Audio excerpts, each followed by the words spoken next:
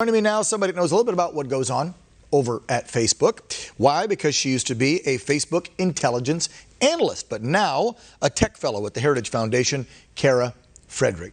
Kara, thanks for coming on the program and giving us a little insight to kind of what goes on over there at what I like to call Crackbook, because I feel like these independent fact checkers and these independent boards and Mark Zuckerberg himself, when you look at him and he has to appear before Congress, they all seem to be cracked out.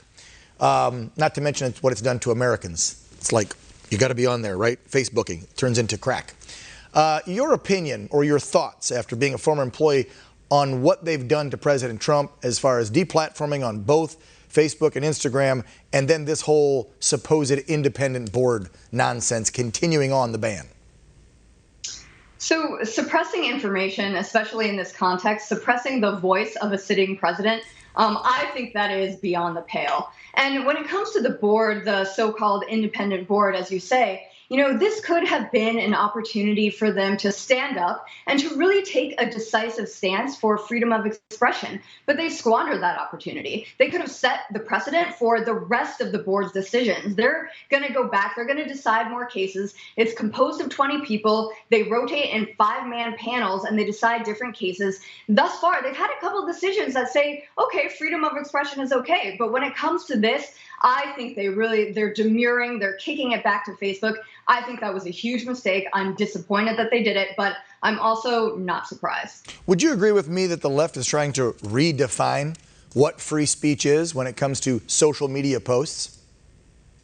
Well, I think, okay, there's times when we have to be a little more circumspect about speech than others, but we're not talking about that here. You're right, we're not talking about free speech itself. We're talking about a nebulous conception of harm. We're not talking about real threats. These companies, they get together and they have a deliberative process and they talk about what harm constitutes. And I guarantee you what harm is to some of those people in Silicon Valley is not the same thing as what harm constitutes to us and to real Americans. I mean, if that were the case, we'd be talking about real operations planning by genuine terrorists. We'd be talking about sticks and stones, Kara. Sticks and stones. That's how I was raised.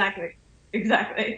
But we'd be talking about the ads that are put up on the cartels that are still on these platforms. We wouldn't be talking about someone's grandma who went to one Stop the Steal rally. So it's the opacity of these platforms' content moderation decisions, the lack of transparency in them, the lack of recourse for average Americans, and the inconsistent application and enforcement of their community standards and terms of service.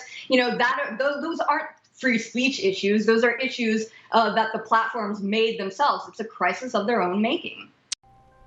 Thanks for watching the Heritage Foundation's YouTube channel. With more than 500,000 members, we are the nation's largest conservative research and education institution.